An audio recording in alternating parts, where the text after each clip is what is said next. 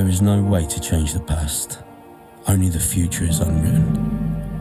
If you have children, love them. Love them like I love mine. If it was your fault, say sorry. If you know how to fix it, then make it right. But always fight for what you believe in. If you can't sleep at night, knowing that you have done something greater, something better, then take a chance. In the end, all we have is love and memories. When you take your last breath, I hope you feel it within you, and the memories you have were part of a great past.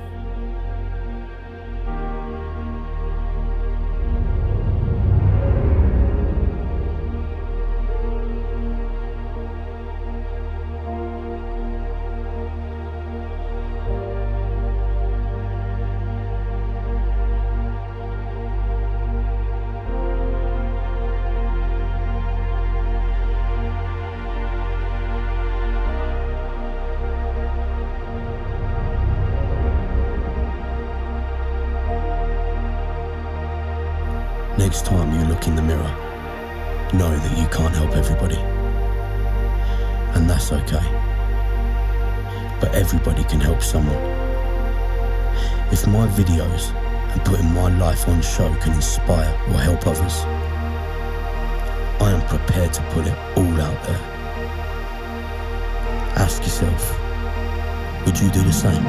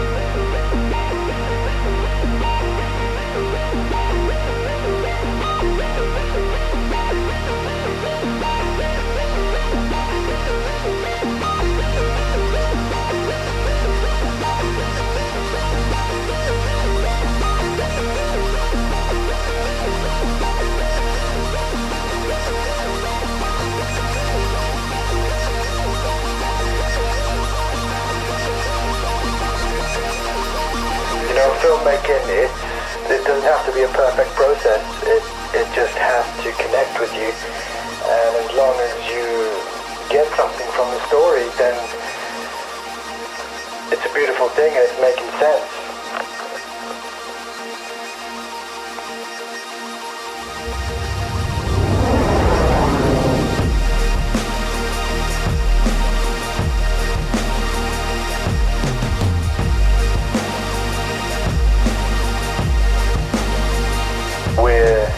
We're explorers. We look out into the universe and we look for a story to tell. We look for something, someone. We're explorers. We just look at our own lives. We look out into the universe and we look for a story to tell. We look for something, someone. We're explorers. Somebody who can make us look at our own lives and we look for a story to tell. We look for something, someone. Somebody who we look for a story to tell. We look for something, change, someone. Somebody who can make us look at our own lives and make a change,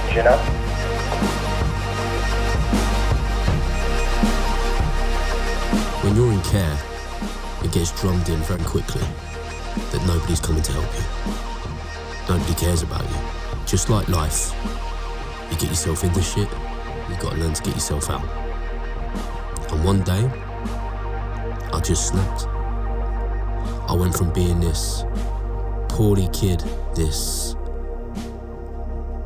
crying kid, this shy kid, from wanting his mum to not wanting to go home.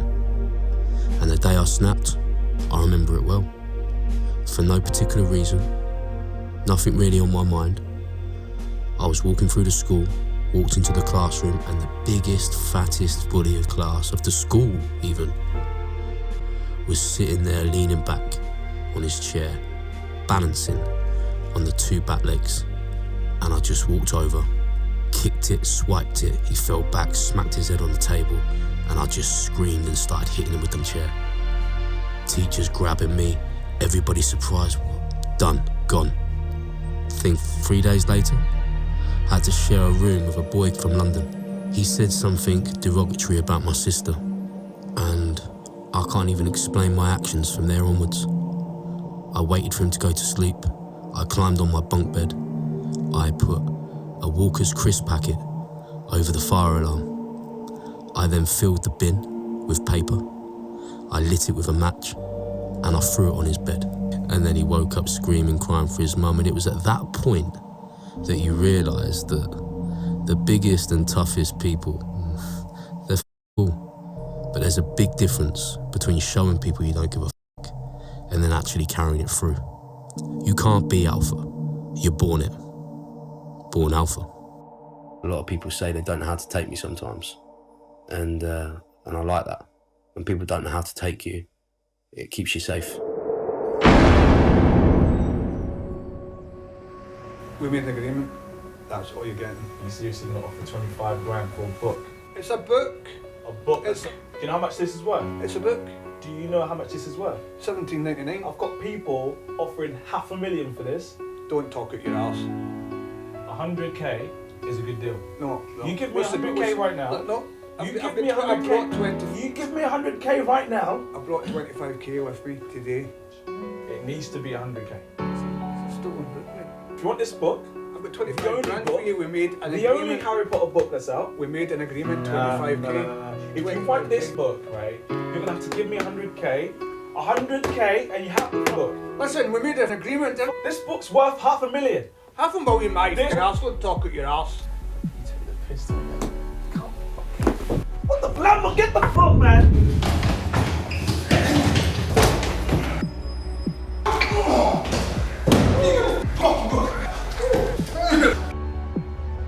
Hand up the book. You got it, eh?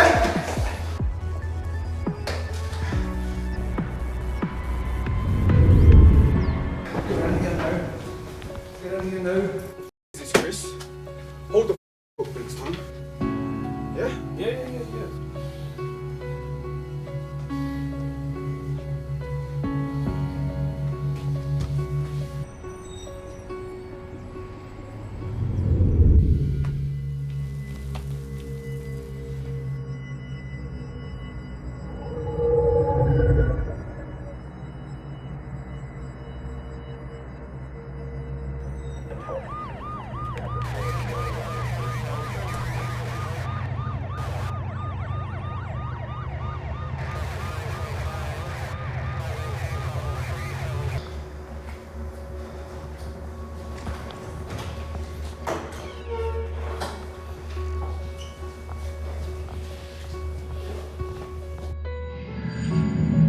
What you come back for? Everyone chill out. Everyone chill out. Chill out. Tell him it's cool, Chris. Listen, Tell him it's guys, cool. stop the gun away. Get rid of the gun. That's all you need to do right now.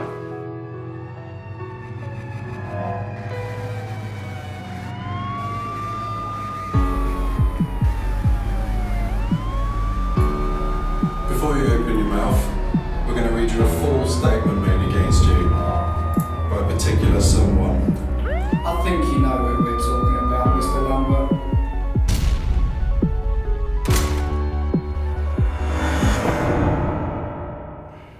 Prison. I remember the very first day I arrived to a prison, on the prison bus. I threw up as soon as we drove into the gates. At this time, before I was started up, I was at Glenparva, which is 18 to 21-year-olds. And as soon as we arrived into the prison gates and the bus stopped, bang, I just threw up everywhere. Now, I suffer with travel sickness, I always have done, but there must have been, I'd be lying if I didn't say there was an ounce of fear there. I didn't know what to expect.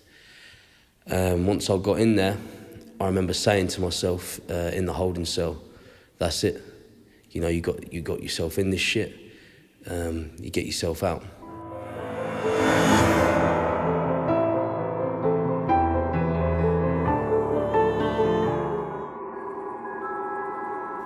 I knew who they were talking about.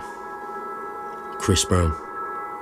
They sentenced me to 4.5 years, but I kept my mouth shut. I thought it was a drugs deal. Turns out we were being set up by the media. I was going to do a stretch for robbing a copy of an unreleased book. Harry Potter. The Sun and the Mirror have been tipped off on this deal and was fighting for the story. They even came in as undercovers with cameras in their belts and their ties. At the time, I was also wanted on 4 firearms charges, 12 battery and assault charges, 1 attempted murder, and 1 threats to kill. And just when I thought things couldn't get anything worse, they transferred me from Glen Parva, a young offender, straight into a lifers jail on a lifers wing in Stafford. Oh, I f***ed up, and I didn't learn my lesson. I just turned 19, and the consequences were getting starred up. And let me tell you now, there's nothing glamorous about that.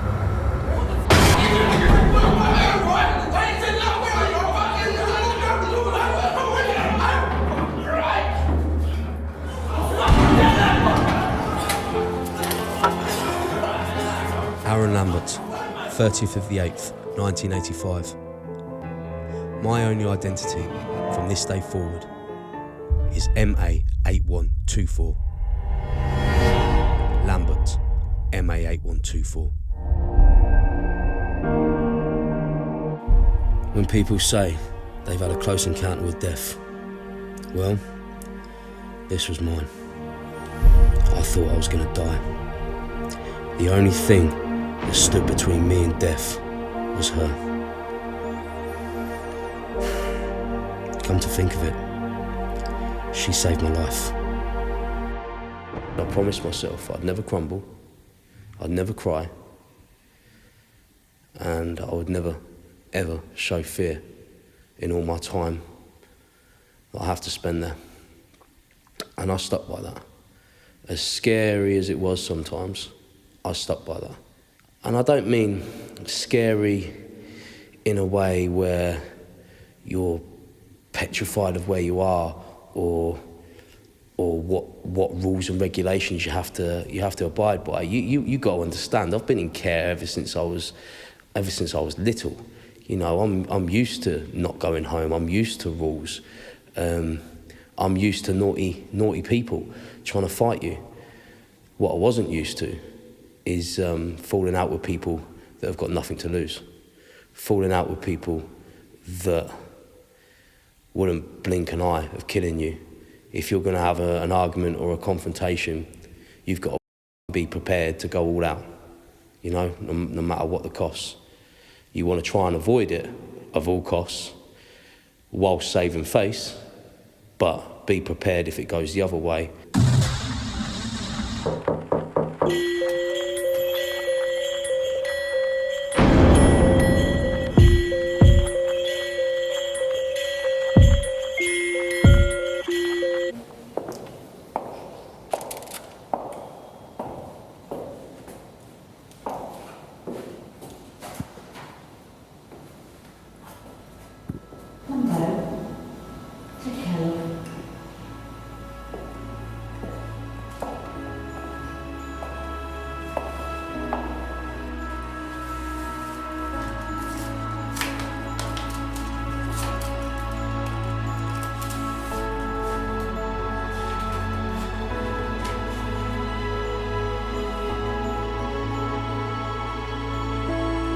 Hello, mate. How you doing? I hope you're okay in there. I was really impressed with that article that you wrote for Muscle Talk. You know, about training in prison. You'd be pleased to know that a bodybuilding magazine has contacted me and asked permission to publish it. Well, me being me, I gave him your permission without asking. Ha ha. Listen, keep up with them great ideas and try and train as much as you can. Send me a VO as soon as, mate. Yours truly, James.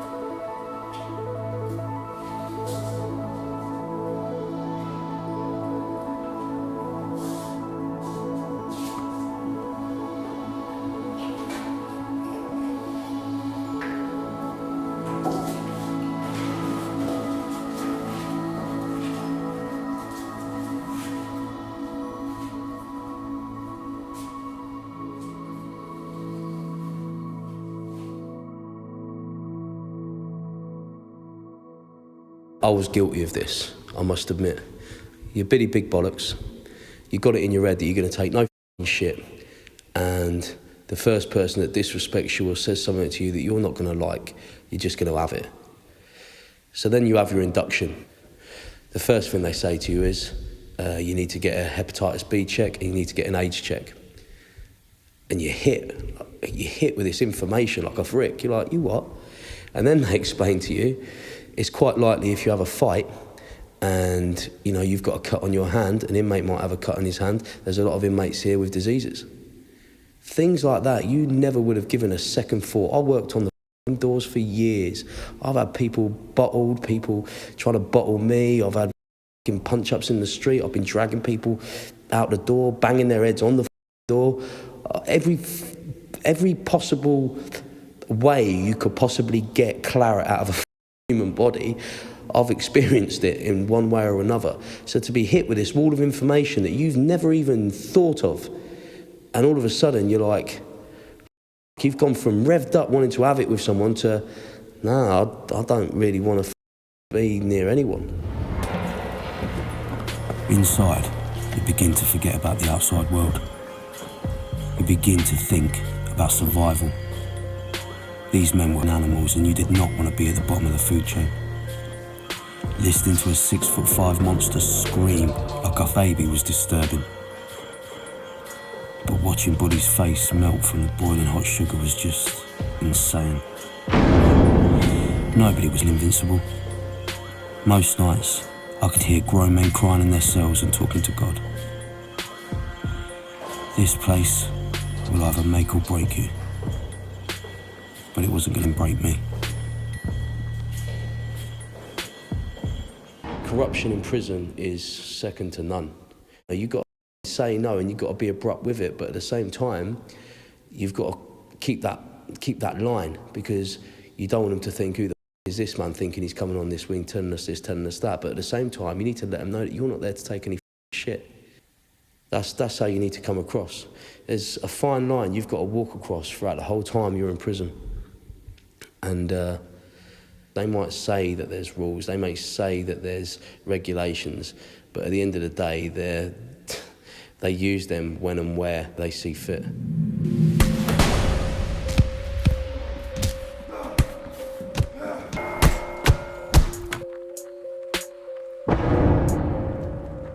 This stays between us. Locked up in a cell 23 hours a day gives you a lot of time to think. The one thing that kept my focus was the gym. I felt like a caged animal let loose just for an hour. All my aggression, all of my pain would just disappear. It was my therapy. It kept my sanity.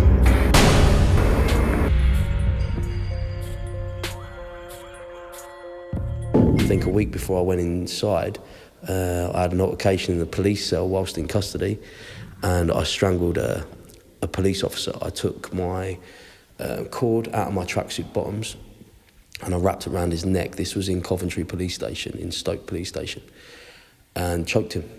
And the only thing, if I'm being truthful, that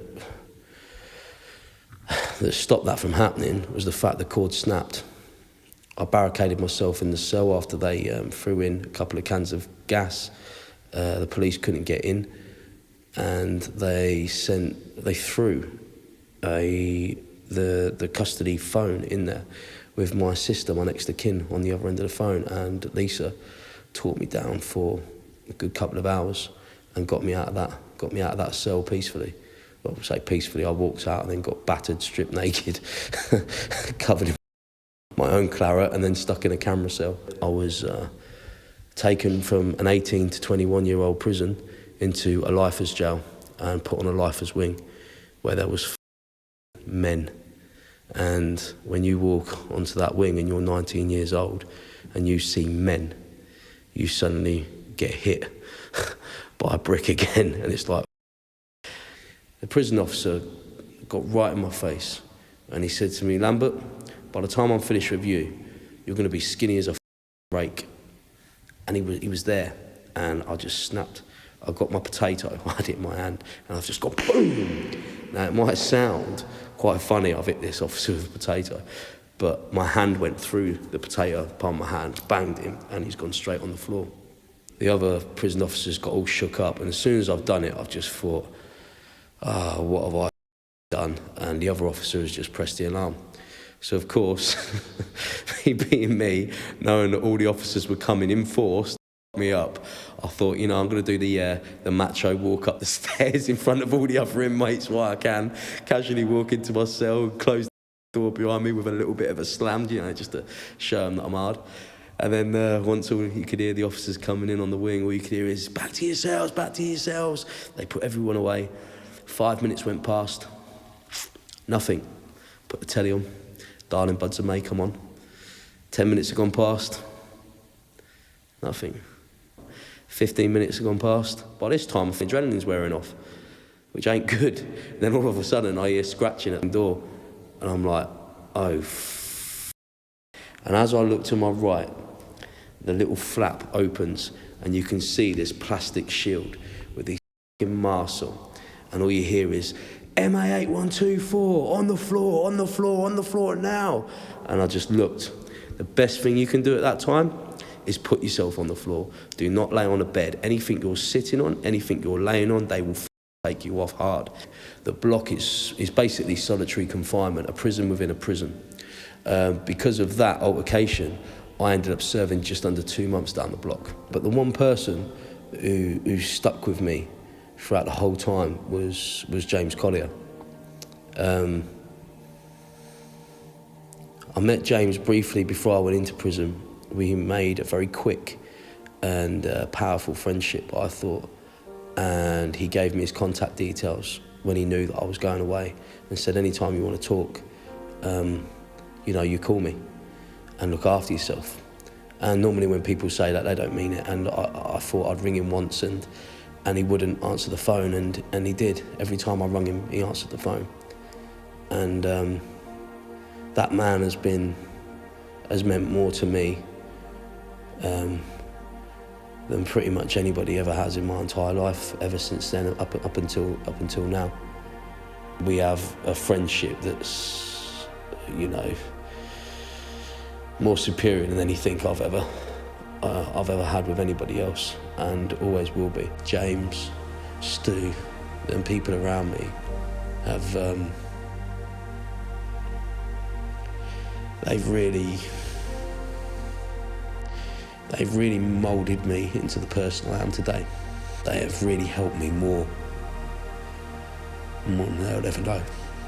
I hate seeing you in here. I know. I feel like I let you down. Look, you haven't let me down. You're my grandson. Promise me, you'll turn your life around when you get out of here. You'll change things. Aaron, who was that on the phone?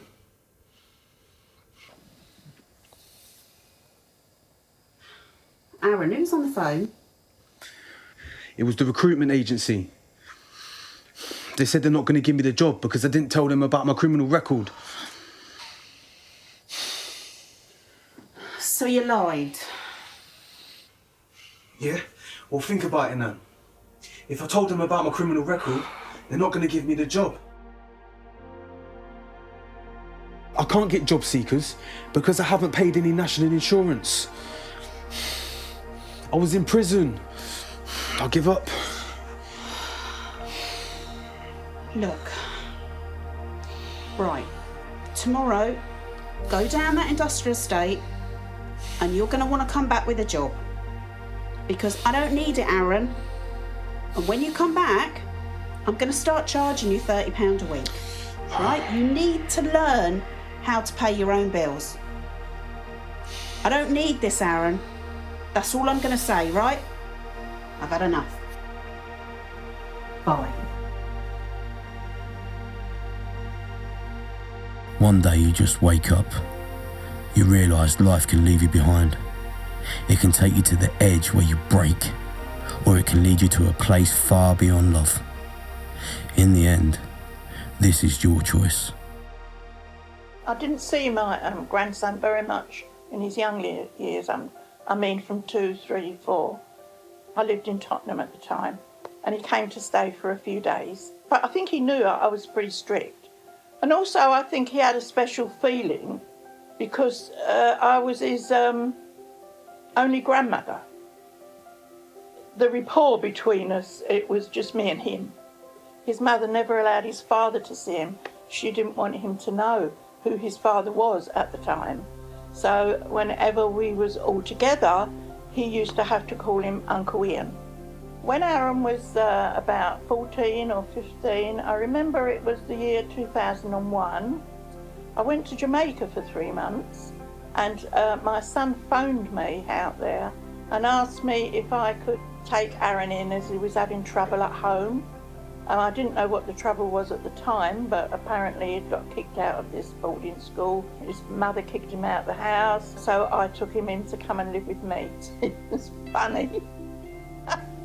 I remember once my friend had come to visit me and her bike had got stolen outside the front. And he went upstairs to his room and he came down with a big baseball bat. Well, I couldn't even lift it up with 2 hands. And he said to me, "If anyone comes, Nan," he said, "you can hit them with this baseball bat." And as me, couldn't even lift this baseball bat. I quite liked having Aaron there because I was on my own. So it was sort of somebody to look after, I suppose. Except that he told me that he liked pasta. So I didn't realise, but every night I'd made this pasta till he got fed up with it. And then he didn't want it anymore. But he was quite generous. Sometimes he used to buy me little presents. But he wasn't bad, he didn't misbehave, he didn't cheat me. Except one day I hit him with a broom.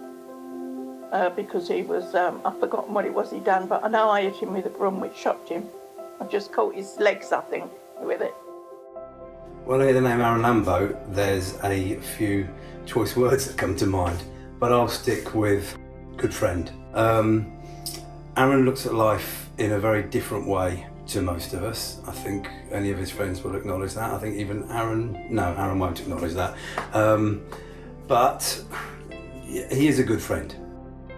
To be honest, it's nice that I've done something from a guy that could have gone down, the wrong path. Or nice that he feels I've done something for someone that could have easily gone down the wrong path when he came out of jail at that time, because he could have easily fallen in with some bad characters. It was before he went inside for the book incident, shall we say.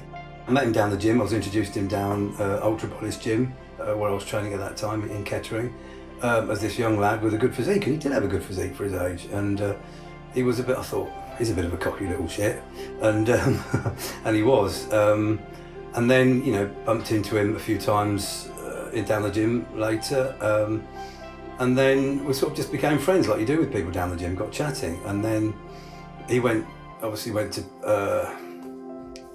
got arrested, and then it was obviously in the newspapers, and I remember chatting with him because he was on about doing a runner. I mean, this 18-year-old lad was on about doing a runner away around Europe or something, thinking that, that it'd be okay if he went on a runner. And I said, "Mate," I said, "you've done what you've done. You're in trouble. You just got to suck it up. You're young, you'll get past it." And he listened, and he ended up doing 2 years or whatever he did. I don't know whether he's grateful for that advice I gave him or not, but obviously, I mean, you can't run away from things like that. And I think he'll probably acknowledge that was his most stupid moment of his life. I wrote to him a few times, he wrote back to me a few times. I remember one time I sent him a Muscle Talk t-shirt that we'd really had. Muscle Talk's the website that I run. And he wore the t-shirt with pride. And I think he mentioned the incident, the fight he had in the gym. He was wearing his Muscle Talk t-shirt at the time. And I think he's more disappointed his t-shirt got ripped than the damage that was done to his face. We kept in touch through letters. He phoned me up a couple of times while I was there, which was nice. And I went to see him twice, I believe, with different people each time. And then when he came out, the day he came out, I saw him, and that's when we became close friends, really. There's no pinnacle moment why Aaron and I are friends, because to me, a friend is your friend, because you get on with them and you respect each other for your own values of life, and even if you look at life in different ways. And I think it's fair to say that Aaron and me do look at life differently. To me, friendship is unconditional. If someone's my friend, they're my friend. Aaron's the sort of friend that you can call up any time of the day or night. If you need his help, he'll be there for you. I'm a passerby, passing through this joke of life. James, I need your help, mate. I need a job. Nobody's giving me a f***ing chance. Kirsty's about to pop. I've got no money. I've got nothing, James, nothing. Yeah? You will. Thanks, James. I won't let you down, I promise.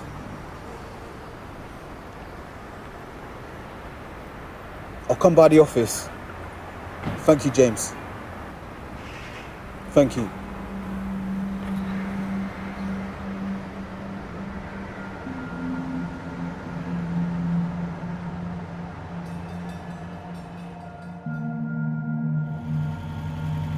I'm gonna rob you.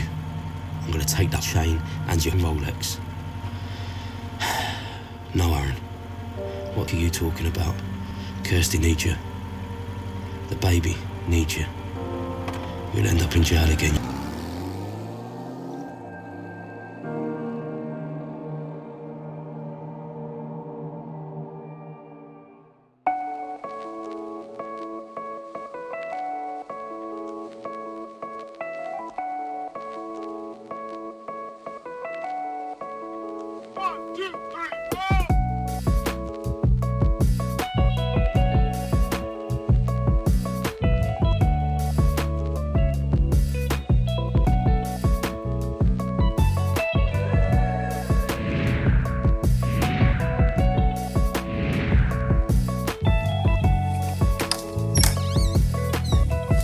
MTV Cribs, isn't it? That's Aaron Lambo in Kettering. That's about as good as it gets. Let me show you what I've got. This is the famous kitchen where all the magic happens. This is my baby right here. This is the what I call the Alpha-mobile. Driving, thinking, assessing the day, driving. Oh, I'm going to stop here. Why am I stopping, you may ask? And if you come around closer, I've got a cup holder. And just reach down there, have a sip of my protein drink, Alpha Trilogy. Where would you get that, you may ask? Go on alpha.co.uk, put that on there, assess the day, carry on, do my morning. And then when I get really stressed, boom, I've got the MV Augusta 312R. Now, this is one of the most limited edition bikes that was ever made. It's actually featured on Batman. Is it Batman Returns? I think so. The reason why it's called the 312 is because it's the only superbike ever to be recorded of doing 199 miles per hour, and 312 is 312 kilometers per hour, 199 miles per hour. It's the Augusta was the first brand to do the floating swing arm. As you can see, there's nothing there. It's a single side, and it was the first brand to ever do the under-seat exhaust. Ducati, other bikes of companies have copied them since. And then we've got a Triumph Rocket 3. Now this bike has a 2.5 litre engine in it. This is the biggest engine to ever go on a production cruiser bike. The reason why I bought this is a 2013 plate, or 2014. The reason why I got this is because they stopped making these. So now these are collectibles. Everything I buy, yeah, it's a bit of an ego boost, but there's always a reason behind it, because they're going to be worth money. This bike, they only made a certain amount. This bike, they've now stopped making. Now this is the Ford Focus RS, but this one, they only made 2,000 of this particular model. Hey, this is my luxury car. I have to be practical, you know, I've got 3 children. You know, you need your 4 doors. This is the BMW 5 Series. Now again, I'm a family man, so I can't have my supercars and be completely selfish. What I can have though is nice cars that can fit all the kids in. That all I've got all my family pictures, me, my sisters, my nan, Everybody that means something to me, Lee Priest, my son Kalel, my son Archie, Leah, my daughter, and then I've got my sort of memorabilia. This is like my Only Fools and Horses wall, I've got my porridge picture. So this is now my man cave. This is something special right here. Now this is one of my pride and joys. This is the Kawasaki H2, the fastest production bike on the road presently. This costs me between 28 and 30 grand and it's got 0 miles on it. And I bought it because it looks pretty. See, you can go through a really depressive stage when your partner leaves you and you can sort of, you know, sulk. But then on the plus side, what missus is going to let you have a bike in the house? Never buy stuff unless it's going to hold money or make money. And that's one of the pros, I suppose, about living on your own. You can have what you like in your house. Everything in this room is what I used to like when I was a little boy. So I've got Ninja Turtles, I've got my Superman, I've got my Jokers, well, you know, everything. And then of course, I've even got my trophies from when I competed, pictures of some close friends, some family members. This is pretty cool. This is a figurine. It's 240 quid. This is a Joker. Again, always spend money on stuff that's really old money. Or decent money. This sort of stuff. I'm a big kid at heart, really. These are purely for photo shoots. So we've got a ballistic vest, and of course, toys. I love my guns. These are gas air guns. They're powerful enough to put somebody on the floor in a lot of pain. And these are all brand new. Got a big collection. Probably got another 4 cases of these. But when me and my brother do a bit of bonding, sometimes we go in the garden, we put up, got them here actually, put up the zombie targets. And when you shoot them, they explode and come out with paint. So we've got the SIG MPX. They're all metal, all full replicas. SIG Sora, this is the newest edition. This is probably the most, no, it's not probably, this is advertised as the most powerful gas air gun. You've got the Colt Government Edition. It's got 2 safeties on the Colt. When I say it's exact replica. And then look what you got. Wow, the Magnum. Pretty cool, right? That's about it, isn't it, really? Let's have a look. Let's watch this. Again, I've got all my paintings and prints. Well, actually, I say prints. None of them are prints. These are all original paintings. All of them. This was in a restaurant I went to. I think it was about £240 or £250, and the barman actually painted this, and he put his work on display, and I bought that one. It was about 6 months later in the same restaurant. Some woman was just about to give up making art, and she had these 2 pieces in that restaurant, and they were about £300 each. And if you look at it closely, it's actually paper mache, and you can see the newspapers that she's painted over it onto an actual canvas. So they're originals. So you can't go to like B&M or just any store and buy this. These are originals. And I don't know. When you spend money on your house and have nice things instead of being flashy outside, it gives you a bit of pride when you come back home. You know, it's more every time you wake up you see nice things. I don't know. I think that anyway. Well, this is Archie's room. This is the best bed in the world. Look. How can you not want a tractor bed? Huh? This is just, again, if I was 3 years old and I had a tractor bed, it's like having a real tractor in your room, isn't it? It's like when you're 3 years old, if you think there's a transformer in the woods, there's a transformer in the woods. Nobody on this planet can tell you any different. You've seen it, you know what I mean? Imagination is brilliant. This is Anir's room. We're actually, as you can see, redoing it, hence why there's a lot of stuff that's been taken out and it looks a bit bare at the minute. And this is the kids' bathroom. My bathroom. I love this room. I've got one of them sort of waterfall showers. Walk-in wardrobe. A bit messy, but that's what happens when you're a man and you live on your own. And then you've got my room. Just got this bed. Love it. It's like a velvet feel. How gangsters that? It's like Snoop Dogg, Eat a Heart. And then we've got my watches. Now I've got a load of watches ranging from expensive watches to real cheap watches. but I've always liked to get the most expensive Citizen watch to the basic cheap G-Shock watches, so you sort of colour code it. I've got the other 3, 4, 5, 6 in the jewellers now. The batteries are being done on them, and I've got one being serviced. I've got the swords. A man's room ain't a man's room unless he's got weapons, is it really? Let's be honest. All completely legal and blunt, I promise.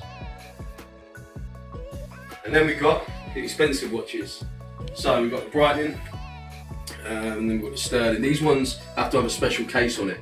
Every 45 minutes, what that will do is that case is plugged into the wall, that will twist them, because they've got a motion sort of mechanism in there, so they wind themselves up with the movement of your wrist. So when you're not wearing them, it's not good for the watch if it's just sitting still, because these watches, they get serviced, or supposed to be, every year. This one's cool. This one's actually not, what are they? They're about 5-6 grand watches. This one here is probably about £600. But what drew my attention to this one is I remember my mum taking me to see the Red Arrows when I was a kid, and I used to love them. And just seeing the box in the window, I think I did a Facebook video on it actually when I was with Archie, and I don't know, I just wanted to buy it. For me, it's just a family house, it's lived in. But remember what I said, it doesn't matter how many bikes you've got, how many cars you've got, what paintings you've got, doesn't change anything. Did a video on this too, look around, look down there. Look down there. What can you hear? Nothing. Fact is, I'm still on my own. But with every reward, you have to take certain risks and make certain sacrifices, whether they're within your capabilities or not, you know. But hey, it doesn't change anything. At least you can sort of make the best of any situation. No, it might be a nice house to some, but to me, it's just a family home with nice things in it. But remember this though. Listen. Can you hear that? There's no kids, no girlfriend, no nothing. So remember, it doesn't matter what you have. Money doesn't buy you happiness.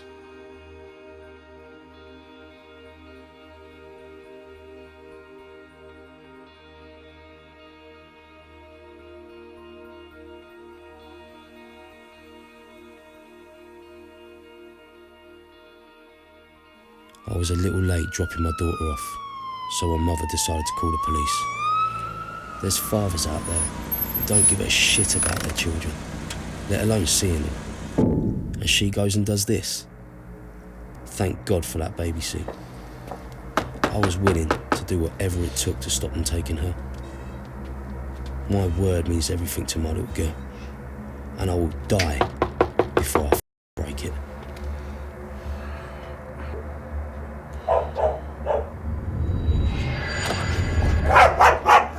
What do you want? What the f do you want? Mr. Lambert. Yeah? What the f do you Mind want? if I call you Aaron? Don't want confrontation. We've been sent from the court as you've breached the court's order. This is Yasmin, and she's going to tell you what's going to happen next. Yasmin, Hello, Mr. Lambert. I'm Yasmin. I'm from Social Services. The court have authorised me. It's 11 o'clock at night. You're not having my daughter. Listen, I know what this is about. I want you to resolve the situation as peacefully as possible. Okay? I'm having my daughter tonight. I haven't kidnapped her, and I'm dropping her off tomorrow. I've got kids myself, but an order's an order from the court, and we have to follow the law. You're not having my daughter. Aaron, you're not having my daughter. Calm down. I'm calm. Calm You're down. not coming We do to not want a confrontation. We're following the court order, okay?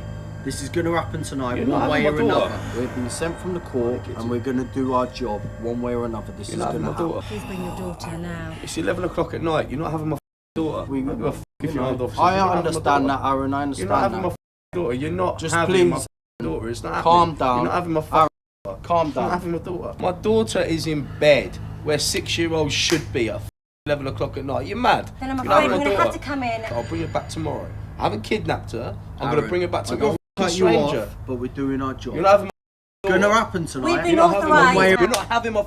You're not Calm understanding. down, Aaron. You're not understanding. I'm telling you now. Calm down, Mr. Lambert. are you gonna do? Calm down. Can you take him in the house What the fuck are you before gonna this do? gets What the out hell of is hand? happening? They're saying that I've kidnapped my daughter. I haven't kidnapped Mr. her. Lambert, you just really fucking need to explain calm me. down. Give me 1 minute and I'll try You have to 1 sort it. I'll minute. come You this have down a to you. minute. Just 1 take minute. him in the house. Give me 1 minute, okay? Aaron, please. Them. Please. Look at me. They need to have her. Okay, listen to me. Listen to me. Please calm down, okay? Please calm down. Please calm down. They're not after her. They need to have her. They're not f***ing after her. They need to have her. Look, Aaron, listen to me. Please calm down. They need to have her, okay? Please just calm down, please, okay? I promise. Please calm down. But you have to listen. You have to listen to me. Look at me. Look at me. They have to have her, okay? Please, just listen to me, please, okay?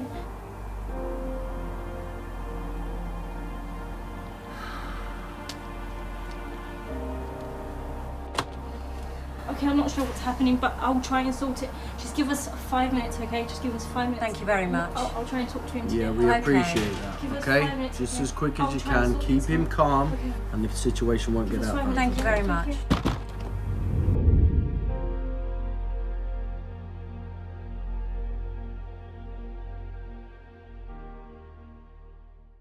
I need you to wake up for me, baby. You need to get back to promise. Wake up for me. Are you listening to me? I don't want you to be scared, okay? But there's a policeman downstairs.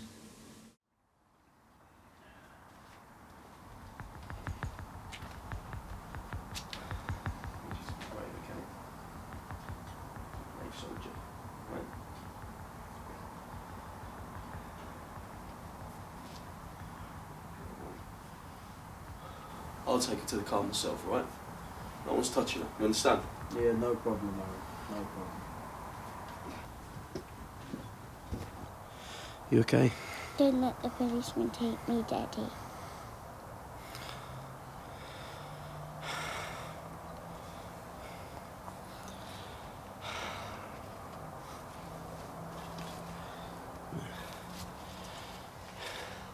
You heard her, mate. I can't let you take her. Mr. Lambert, we don't want to make this difficult. My little girl just told me not to let the policeman take her. And me as a dad, I can't let you take her. That's it. Officer, you need to arrest him now. Is that your car? Is that your car, yes or no? Aaron, we're not going to do Whose Yes. car is that? Okay. It's mine. Where's your car seat? Where's your car seat? Sorry. Where's your car seat? There is no car seat. You're not taking... Listen to me. You ain't taking my daughter without a car seat. It's illegal. Do you have a car seat that we can borrow then? No. I don't have to provide you with a car seat. You've came to my address to pick up a child on the order of a court, right? Unequipped. Okay. She's not taking my daughter without a car seat. You understand that? Where's your car seat? There is no car seat. Right. Well, it's illegal to take a 6-year-old in a car without a car seat anywhere on the public highway. You haven't got that. Well, You we're ain't only having going it. up the road, so I don't give a what you're doing. I can't go up the road without a car seat. I'll get nicked. So you telling me you're above the law? You know full well I'm right. Look at me. You know full well I'm right. I ain't allowing her to go in that car without a car seat, right? Haven't you got a car seat? No. We do need to get a car seat. So we'll go back We now. do need to have a We'll car have seat. a car seat. You ain't waking my daughter up again. You understand that?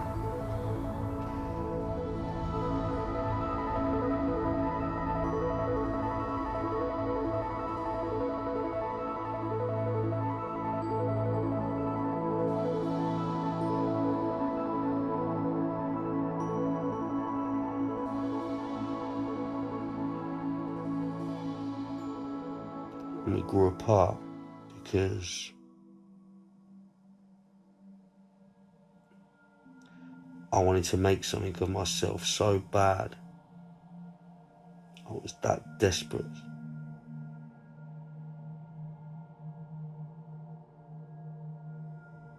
That every bit of penny I'd get, I'd save and tell her that I'm going to open a gym.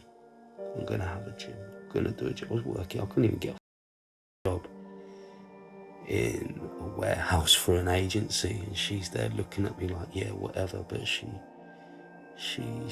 never used to say that to me. She used to give me some sort of belief. And even our rent money, I would just buy second-hand equipment and put it aside. And she'd go mad, and I put the gym first before everything, before my daughter. At the time, I didn't have no money. She was the only one working at the time. She was paying for everything, even at Christmas. All that Eminem song. I even had £1,000 one Christmas until someone broke in and stole it. That happened. Your mum bought loads of Christmas presents one year and told you some of them were from me. It's true, that happened.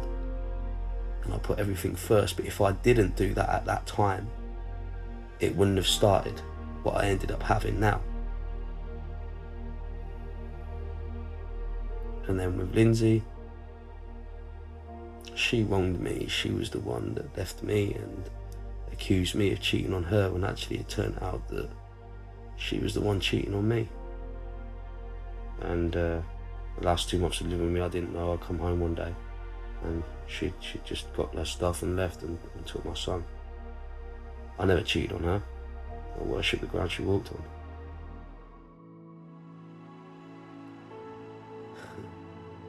As much as you can blame somebody for their actions for hurting you, as much as they've wronged you, you can't be that stubborn enough to believe that you were that perfect throughout the whole relationship. There was times I spoke to Lindsay like shit. When my business partner stole from me and I was losing everything that I built up, everything that cost me my first relationship I was about to lose, I would come home in a bad mood and take it out on her, emotionally. Nothing at that point she could do right. And when you look back on it, how much can someone take? In my head, I'm probably thinking at the time, oh well, I've said my piece, she loves me, she'll be alright, And she probably just took too much, and it just took somebody at the right time to word themselves in and tell them what they wanted to hear, give them an excuse to leave. And I do think maybe, just maybe, if I'd have acted different, maybe she would have took my word for something, or maybe not believed them. But just like anything in life, we never know what we got until it's gone. But I've learned from it, and I've used that experience, as hurtful as it may be, to rectify that for any future relationships, and in general for the way that I act. You have to learn from your previous relationships, because it doesn't matter if it broke down from something that wasn't your fault. There would have been at some point something that happened in that relationship that was your fault. And if you can learn from that, then maybe you might be happier in the future with somebody. If I could go back and change things, as painful as this is for me to say, as much as I wanted things to be different, and as much as it hurt me, I've got to be selfish and say I wouldn't change a thing. Because if I did,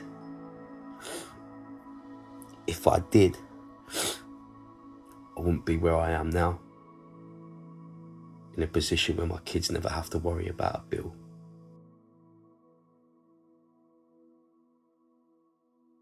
When I first met Aaron, he was sort of working with James and Muscle Talk, and sort of almost, starting at the bottom. I'd heard a little bit about what had gone on in the past, and he'd had some issues with, being in trouble with the police and things like that. Much as he's made mistakes and perhaps done things in the past, he's learned from them, and You know, he's progressed his life, put all the bad stuff behind him, and he's now doing really well and flourishing, so to speak. And, you know, it's a good thing that you can sort of see someone perhaps who's been in a bad situation turn their life around and then become successful.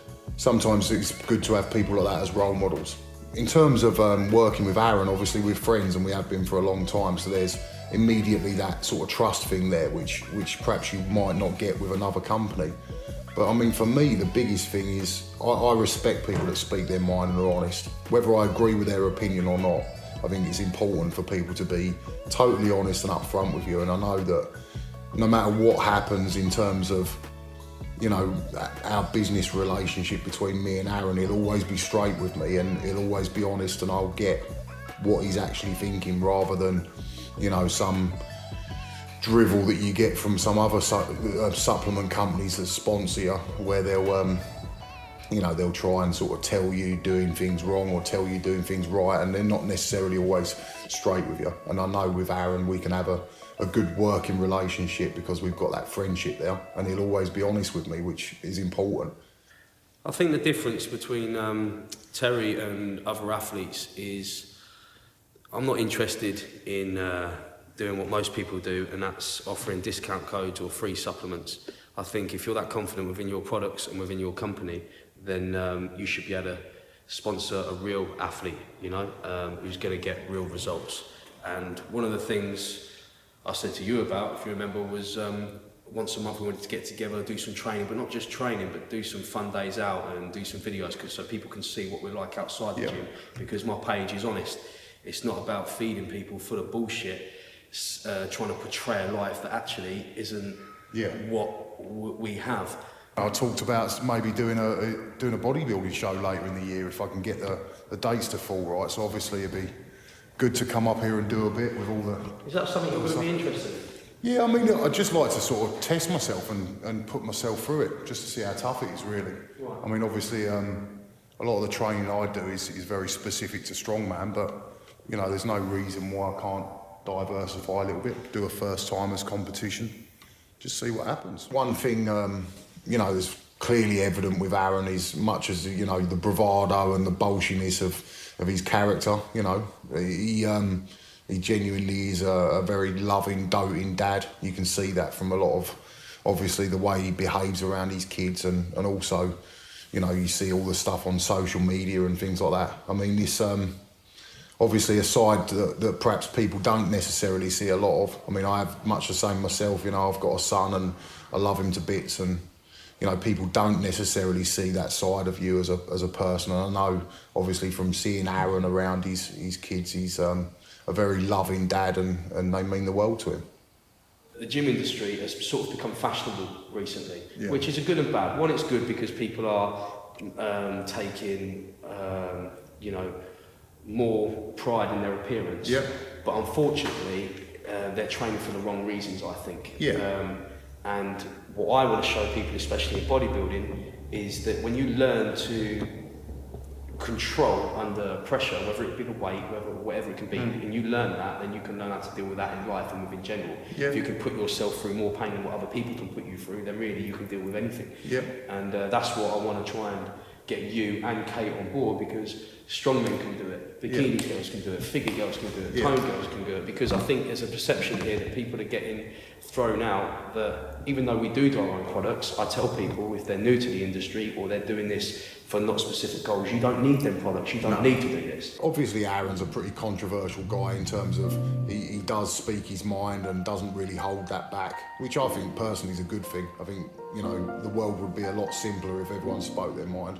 But yeah, you know, obviously I know there's been a few times over the years where he's had a few confrontations with a couple of different people and a few disagreements, but I mean, you know, obviously I've known Aaron a long time, and as a person, he's a good person.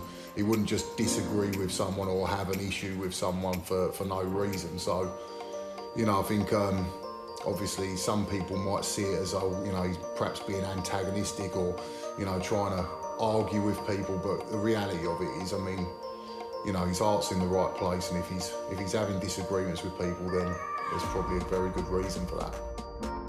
And again, come on! Yeah, come on, some more! Squeeze! go! Up one! One! Hit me! Come on! Up! Get up! Get up! Get up! Come on! Get up! Get up! Get up! Get up! Yeah! Come on, let's go! 1, 2, 3. Up! 1, 2. Up! Come on! 3, 2. My thoughts on Aaron, personally, from personal experience and not listening to other people's opinions, I find him a complete and utter. I'm joking. I do respect what he's doing. I think it's very positive for himself. I think it's a great message to put out to other people. Yes, he's had a history. Yes, he's had a past. Yes, he's pissed off some people, which we all have. And the fact is, he's turning the negative into a positive, and he's doing something productive with his life. I think it's absolutely fantastic. I have no negativity towards Aaron, towards anyone else. For me, I always take people as I see them. I've learned from past experience that people tend to judge people before they actually get to meet them. Hey, come on. Yeah. Show me what faders. Hey, come on. Show me. Up. Hey. Okay, let me show you now. Let's go. Come on. Show you what faders. There. Get. Get. Come on. Get. Hit my hand. Get. Head up. Hit my hand. Come on. Up. Hey. Up. Come on. Hold. Yeah. Hold. Higher, up. 4, 3, higher, 2, higher, 1. He's always opened up completely. He said, this is my past, this is what I was, this is where I'm going, and this is, who I want to be, who I want to be portrayed as. Judge me on my own words and not that of other people. Come up and see me, then form your opinion. Hold you.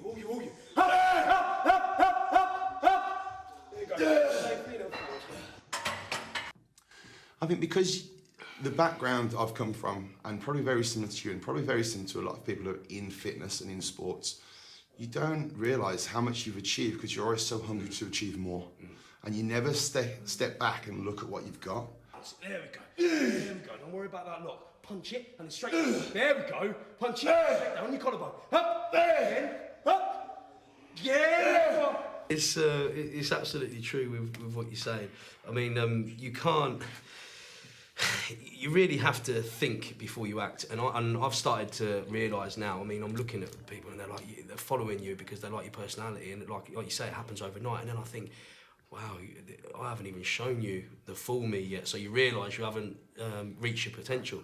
And then of course, you get the negative ones that will say, will call you fake because you're not responding to certain stuff. But you're not fake, you're smart. Mm-hmm. And you have to use that. I mean, like you said earlier, you're smart, and you've got to pick a route that you're going to go down. But you have to really, once you've started that ball rolling, you'll be stupid to stop. You've got to just keep running with it.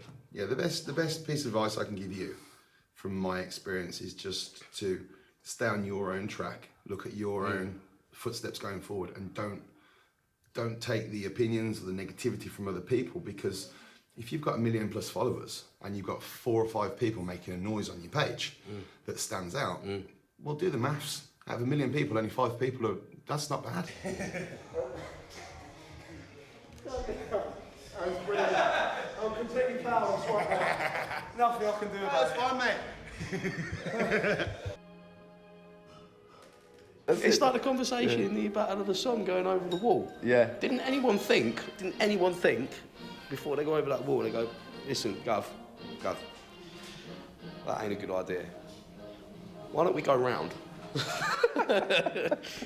Because this clearly ain't working. Why don't we go round? Yeah. Because if we're here and the enemy is there, you're going over, they're shooting you. Why not just go? Yeah. Go round. Do you know what I was always interested in?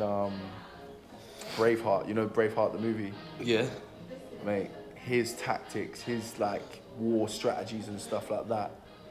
Crazy. Well, see, that's where it all starts from. People that aren't scared to think outside the box. You keep following orders and going through the same shit. What happens? Just like life, you end up just f***ing yourself in the firing Exactly, line. You exactly. think outside the box, and people think you're a genius all of a sudden. Yeah. Well, we're not. Like We're same not. with me in We training. were forced to do I'm that. thinking in order- outside the box. Yeah. Oh my God, you're a genius. Robot wasn't based on a lot of truth though. What's that? Why not? Movie How do you based on know? a lot of truth. How do you know? Yeah. Because I checked out the facts and stuff. You checked out. Okay, what did you check out? Done research. What research? Through studying. Study. What did you study? What book? Various books. See what I mean? Don't even know, does he? It's in the history books. It's What not- history they book? match up. All of my tattoos mean something to me. All of them. And there's a story behind them all. Some people say, why you got a Mike Tyson tattoo on your face? My tattoo isn't Mike Tyson's tattoo. His is just thick, tribal, bold. Mine's a completely different design. It covers half of my face for a start, not just around my eye. And it's detailed. Now, I'm a history freak. I like my history, I like my wars, I like my battles. And I like learning about different things and different cultures. And one thing that's always fascinated me is the Maori warriors. And that's the design on my face, Maui. I mean, these people, sometimes they could be outnumbered by 1,000 to 1. And when enemies from a foreign country come onto their territory, into their forest, their bushes, with all the latest artillery and armour, and all of a sudden this Maori warrior just comes sneaking up and jumps out of the bush like, sticking your tongue out, you're like, what the? It's the fear factor. And that's how you win. That's how you win in life. Like I said, not acting how people expect you to act. So you want to put on an angry face? You put on an angry face, it's intimidating when you want it to be intimidating. You want to shock people with manners when you're in a petrol station and say your please and thank yous when you're paying for fuel? Whoa, puts people on the back foot. You want to act cute in front of a lady? Oh my God, he's so cute, he's not how I expected. My kids, they grow up. They've grown up with a multicultural family, and they've grown up with a bodybuilding dad covered in tattoos with a drawing on his face. They're not scared of nothing. And it's me, it's what represents me. I wanted it done, I got it done.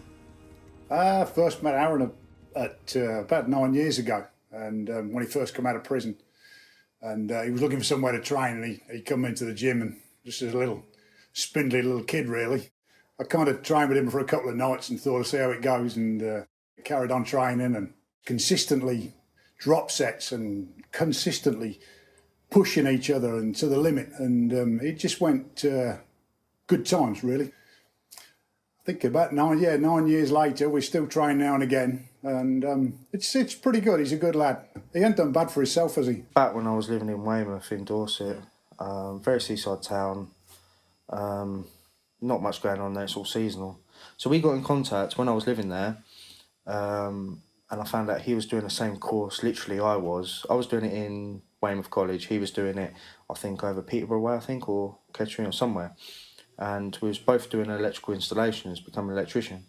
So there was a brief period where we would share, because we all had the same coursework, let's face it. He'd struggle with something and then I'd struggle with something, and we talked about stuff over the phone. That's how it sort of started really, from not talking a long period, then talking again. And then shortly after that, I can't remember what happened, but that was it. He upset me, I upset him, and then it was a good few years, then we didn't speak. And unfortunately, I get very stubborn, and I'm sure a lot of other people can see that he gets quite stubborn, a little bit sometimes. So when he came down to visit Dad and our stepmum Fran, there's times where I would go to the pub, or I'd go play darts, go meet a friend, and didn't want to be around him, didn't want to see him. Became a friend actually, this guy called Stephen, his nickname was Budge, and got chatting to him. He's from Scotland, and he was into his training, he was into his bodybuilding. Now, there's a side to Aaron that not many people know. When he was younger, that he was very... He's naturally funny. Like he's a little bit dopey at the same time with certain things he says, especially if he's in a relaxed environment, comfortable around people. He's a little bit dopey, and this guy reminded me of him so much. So after chatting to him and speaking to him and that, I remember calling Aaron and just saying, "Look, Aaron, how are you, mate? I haven't spoken to you in ages. let's talk. You know, at the end of the day, we are brothers. Brothers mean something, you know, blood is thicker than water. So in the end, we just spoke. He asked why I got in touch. I said, I just got chatting to a bloke and he reminded me of you. And that was it. So from then, chatting to him, saw how he got on, found out his love of watches, found out quite a bit about him. And that was it. We just got in touch. It was the end of my contract at a holiday park where I was working at the time.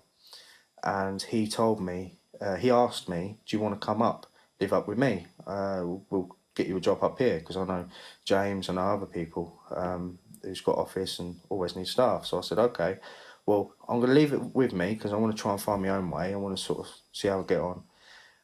In the end, I couldn't find anything. So I just said, Aaron, you know, that offer you asked me, yeah, can I take you up on it? And then from that, I just left Weymouth with a suitcase, not a massive one, just probably a little bit bigger than cabin size, a rucksack, and a pair of my roller skates from years ago when I used to do roller hockey. We got on very well.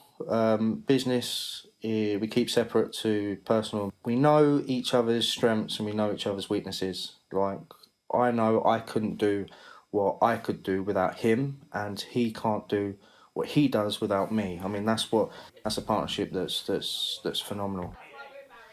It is a remarkable thing the way things have gone from the very beginning, from when I first moved down about 3 years ago, and that's where we both learnt from each other personally. When I was around him, he was around me. I think the one thing that I'm most proud of about Aaron is his sense of achievement. He knows what he wants and he goes out and gets it, and he's proved that countless times.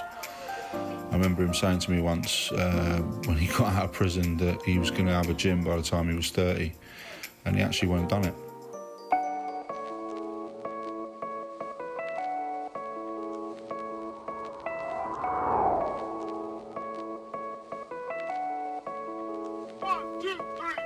One thing that upsets me, especially in this industry, is there seems to be a lot of animosity. You know, the moment somebody becomes good at something in the industry, whether he's you know, achieved a great physique, whether he's achieved a great business, they seem to be very negative for anybody who's up and coming. We get this in gyms. There's a lot of politics in gyms. Like, for instance, some gym owners won't like their members training at other gyms. They may ban members for training at other gyms. You know, I like to see gyms doing well. You know, I'm a gym owner. You know, my gym's Alpha Training, and I train at other gyms. I wear other gym T-shirts in my gym. What right do I have to tell my members that they can't wear a LA Fitness T-shirt in my gym? You know, a Powerhouse jumper in my gym. I've got no right. I don't own them. You know. They pay their membership, they've got the right to train where they want. Think of the physiques we could build if everybody got along, instead of putting each other down. We could build some incredible gyms with some incredible atmospheres. We could be advertising each other, gym owners training at other gyms, and gym owners training with gym owners. You know, having that friendly banter, you know, bringing it back, bringing it how it used to be on Pump and Iron. You know, you had Arnold, you had Lou Ferrigno that used to have the banter. They used to go against each other, but you know, when it comes to training, they'd train with each other. They would, when it comes to dieting and competing, they're winding each other up. They're doing little tricks on each other. They're playing with each other's head.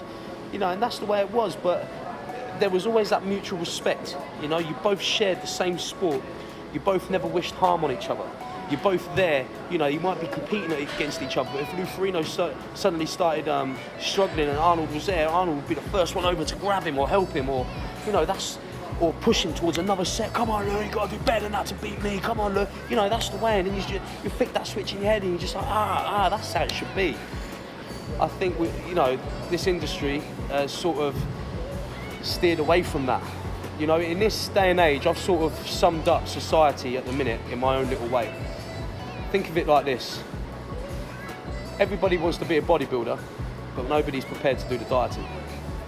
Everybody wants to be a cage fighter, but no one wants to get a black eye. And everybody wants to be a gangster, but no one's prepared to go to prison. You have to be prepared to do a sacrifice if you want to be great at something. It doesn't matter what it is. to me, training is a lifestyle. You know, somebody like Dean Laziak, training is a lifestyle. Somebody to Simon Fan, training is a lifestyle. Lee Priest, training is a lifestyle. We're not what I call them tight t-shirt wearing dickheads that just train for the weekend, that balloon up, you know, that stand in a club sticking their lats out and their arms out trying to look hard all night. That's not what we train for. Come on, up. Okay, relax. Straight in, let's go. Up, drive, put it down. Control it on the way down. Up, drive, down. 2 more, dig deep. Up. It's cost me relationships. It's cost me not all of my children, but it's certainly cost me one of them, which to me is that's just as bad as taking all of them away. And it's cost me a lot of hassle, you know, and mental abuse, you know, more than anything. It's cost me friends. But on the plus side, it's put me in a position where, you know, I've created a business where I'm profiting out of being me. My product is me, and I help people, and there's no other better feeling than that. But then you've got to look at the sacrifices, what I've lost.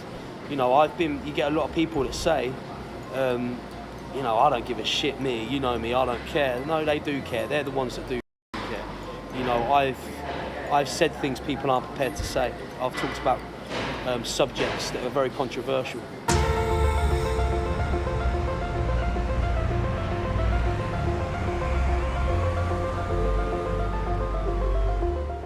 Wow, looking at this building, there's so many stories in one place. It's crazy. The mother of my 2 children, before we had kids, this is way back 2003, 2004, I lived with her and her parents for a year, and we got our very first flat, which was here. So if we look, we've got the middle flat, 1, 2, 3 windows. That was our kitchen and our bathroom. I got given a phone call one day. I was doing some debt collecting, I was working the doors, I was doing some silly stuff, constantly trying to prove myself to the wrong people. And, like, you know, even looking at it now, it just, look at this. That can't even be faked. Man, when I used to do the debt collecting and the door, there was one job I got given, and you couldn't even write it. I had to collect some money off somebody. And he actually happened to live in the next block. So these 2 here are 2 separated blocks. You've got probably a wall going in there. That's the entrance to that one, that was the entrance to mine. So I lived there, this guy lived here. The guy knew I was coming. He knew I was coming. So as I walked up the stairs, bang, bang, bang on his door, he weren't answering. Unbeknown to me, this little rat ended up getting his sofa, his cooker, his fridge freezer, everything up against the corridor, up against that front door, so I couldn't get in. So of course I'm thinking, it's got a little Yale lock on it, right? I'm just gonna pop it, I'm gonna go in there, I'm gonna bang him, I'm gonna get the money. So I got boom, the door rammer. The door's just bounced. Now I'm a bodybuilder, I'm not a fighter, I've got about 2 good punches on me, and normally that's all it takes. But anything more than that, I'm holding on for dear life. I'm gonna have an asthma attack. So right now, I'm like this. It's 50 kilo door rammer. Now, bang! It's not happening. So what I ended up doing, I've just gone bang, bang, and I've put one big hole through the door. So the whole door is sort of intact all around here, apart from this whole thing. And it was like a scene out of Lock, Stock or something. It's like, I've done the damage to the door, I've put it down, I've gone, you're making this hard for me. And I stood in, and as I stood in, I've got a sofa leaning like an A-board above me. I'm looking, there's a cooker, there's a fridge freezer, there's coffee table, anything you could think of he's put. And he's over there, sort of, I'm calling the police. Go in now. He's leaning over this cooker, grabbed him, I'm to drag him, bearing in mind the guy's like, I don't know, probably about 7 stone wet through. I'm dragging him through. It's like playing Tetris. I've got to sort of squeeze through the cooker. I've got to go under the sofa, which is up against the door frame. I'm dragging him through here. And I come out to the communal bit here. Now this window here is that's the same window there. and I've had him over out of the corridor there. By this time, I'm breath, so I really need to hold on to him. So I've got him on the window, and I've lent him out of the window, and I'm just holding him there. I've got my elbow on his back, and and I've got him there, and he's winding me up that much. I can hear him bitching. I've got the window there, a handle, and I'm hitting him. And police were called. They come, and I dealt with him, made my point, and I think the police came to me next day and knocked on the door, and I swear they came full riot gear, like all the padding, all the everything apart from the shield. So they had all the Kevlar gloves on, the knee pads, everything. Knocked on the door, and they were all down the corridor, all the way out here. And as I opened the door, the copper looked at me and he said, "Aaron." I went, "Yeah." And I'm just thinking, another assault charge, another this, another that. And he's looked at me and he says, "Right, you're under arrest for attempted murder. You have the right to remain silent. Whatever you do say may be used against you." And that was the first time inside, my ass just dropped, and I was like, I've gone too far here. And then that was it. They cuffed me, took me out there, and took me away. The following day, I had to go to court over the book thing, and I was in the High Court in London, the highest court. They took me there. I had an injunction put out on me that I weren't allowed to reveal any secrets, even though I didn't even know anything about the book or anything. It weren't even me. They said, "Well, before you even say no comment or give us a statement, Mr. Lambert, we're just going to read your Christopher Brown statement." And I was like, "What are we on about?" And they produced a statement there. I didn't know anything about the gun. It was all Aaron's idea. I didn't know anything about the book. It was all Aaron's idea. So what? And of course, I had to take the blame for everything, because it involved me grassing up the people that gave me the job to be there anyway. Because at that point, I was 18, 19 years old, up-and-coming bodybuilder, got a point to prove. I was a head doorman in Peterborough and Kettering. I had people 40, 50 years old working under me. I was this big man, right, thinking, this is what you do. You keep your mouth shut. It's what they do on the films. Nah, it's not, because them haven't spoken to me since. And I got a 4.5-year sentence for my first offence. Now, only one of my charges was anything to do with this. The rest of the charges was all the stuff that I'd done previous. But the next day, I made every national newspaper around the world, literally around the world. New York Times, my granddad was in Thailand, and he saw it. My uncle was in New York, he saw it. Jamaica, everywhere you can think of, every national newspaper, even England, The Sun and The Mirror had it. Even BBC News had it on loop with Sky News for a whole week. The Sun and The Mirror had me on the front page. It was probably the most embarrassing moment of my life. And that was when I realised, you know what, you look after number one in this world. You know, of course, you keep your mouth shut with stuff, and I've never grasped people up, I never will. But at the same time, I always make sure that I will never, ever, ever get in trouble for somebody unless that person has proved themselves to me. Because all of this, come on man, we're bros, will you come with me? I've got a problem with this one. When you go with them and shit hits the fan, they're the first to run away and the first to bottle it and talk shit. And I see it time and time again with people now that try and act the big man, act like they're a drug dealer, act like they've seen this and seen that. They haven't seen nothing. And I would like to say that I learnt my lesson there, but I didn't, because then I did think that I was a bad man, and I carried on things up for myself, and after in prison, just fighting and trying to prove a point, and that was that. I needed to get away. All of the court cases, then being over by my business partner, I had to break free, or go insane and just end up back inside. I was fighting depression with suicidal thoughts. I just wanted to end it. There's only so much a man can take. He's so bold, he's so honest, Such an honest guy. In my viewings, he's never done anything wrong. Such an inspiration to everybody on earth.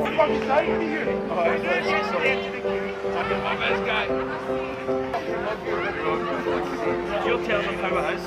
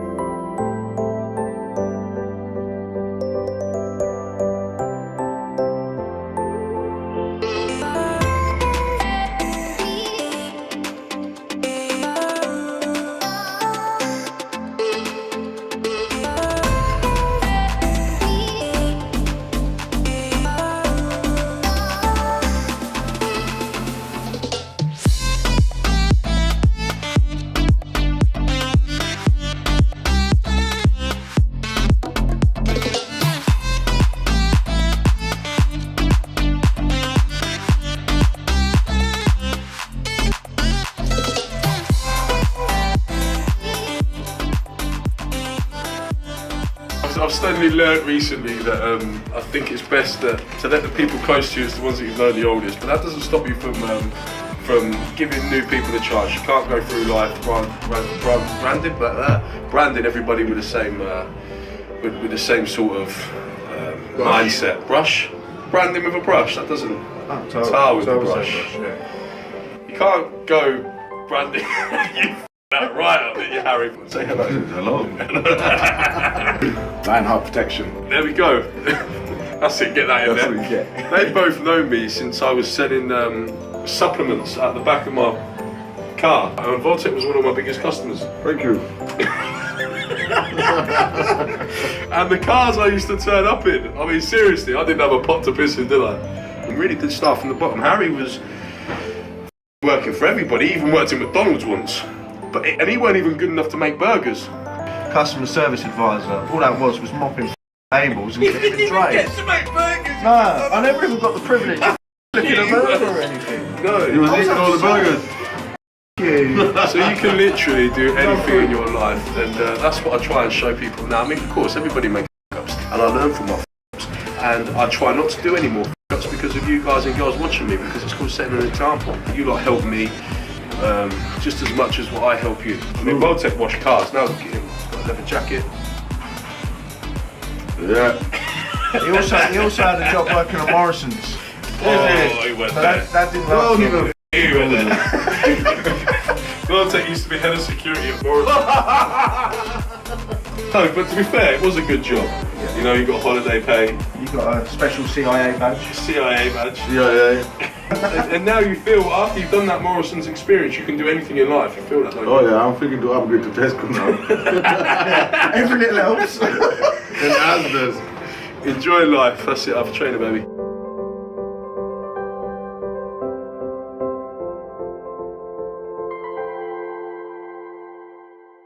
Addictive text. It's spelt it. Whey is in whey protein. It's what whey is in.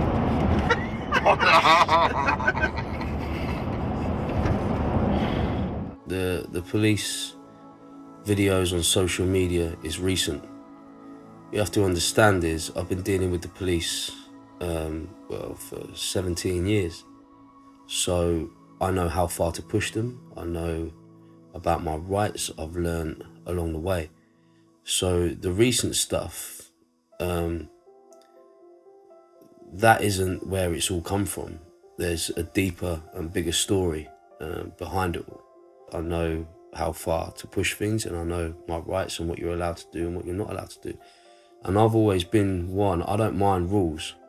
I haven't got a problem with rules when rules are for everybody. But when you try and tell me something, but you let others do something else, that's not happening. And I stick up for myself, and I stick up for my own rights, and I stick up for other people now. I only know how to deal with things the right way now because I've spent so many years dealing with things the wrong way. And from that experience, that's how I'm able to show a lot of restraint and patience. And with that, created the following. And now with the following, I get to do the best thing in the world. and that's helped people, and I've managed to make a career out of it. People are always scared of what's different, and I'm not scared to talk about subjects that other people won't. You know, it's my opinion. I'm entitled to my opinion, just like everybody else is. I never have been, and I never will be a yes man. I'm interested in my life, the ones I love, and if I can help other people along the way with my story, I'm not going to change being me. I'm not going to lie. I'm Aaron Amber. I say what I want to say, think what I want to think. Nobody has ever or will ever tell me or make me do any different. One day you just wake up. You realise life can leave you behind. It can take you to the edge where you break, or it can lead you to a place far beyond love. In the end, this is your choice. I only hope you wake up too. Thank you for sharing my journey. Now it's time for yours.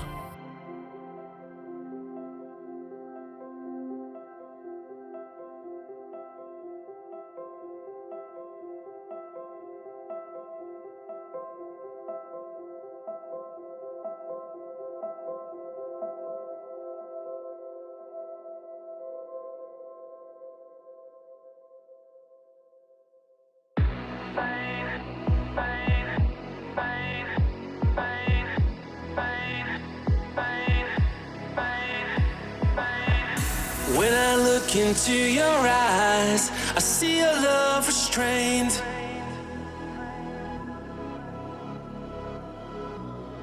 But darling, when I hold you, don't you know I feel the same?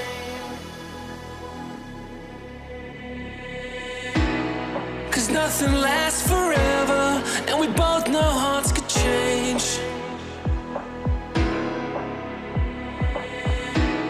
And it's hard to hold a candle in the cold November rain. Do you need some time on your own? Do you need some time all alone? Oh, everybody needs some time on their own. Don't you need some time all alone?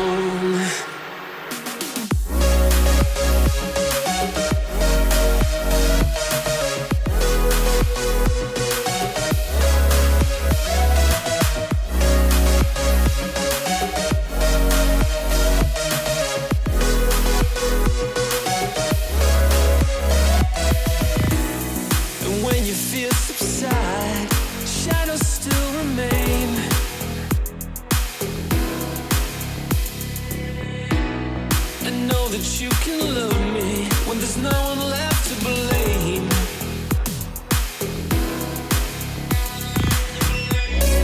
So never mind the darkness, still can find a way.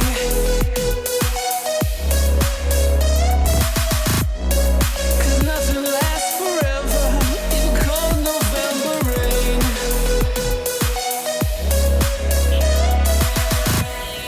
I've been through this such a long time, just try to kill the pain. Love is always coming, love is always going. No one really knows who's letting go today, walking away. We can take a turn on laying on the line. I can rest my head just knowing that you were mine. Oh, mine. So if you wanna love me, and darling, don't refrain.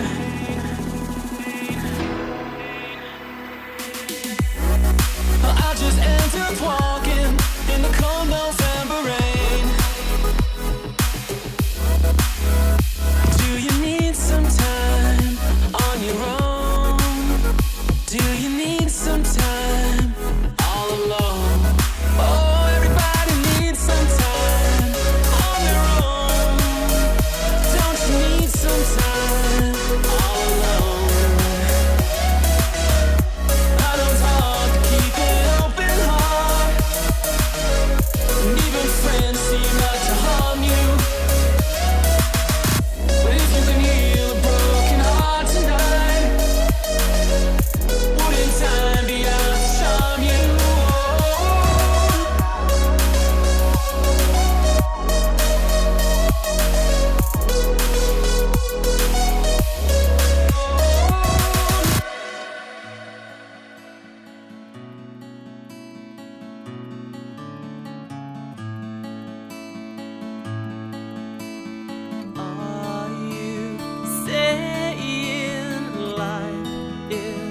changing without me. These stupid words of mine.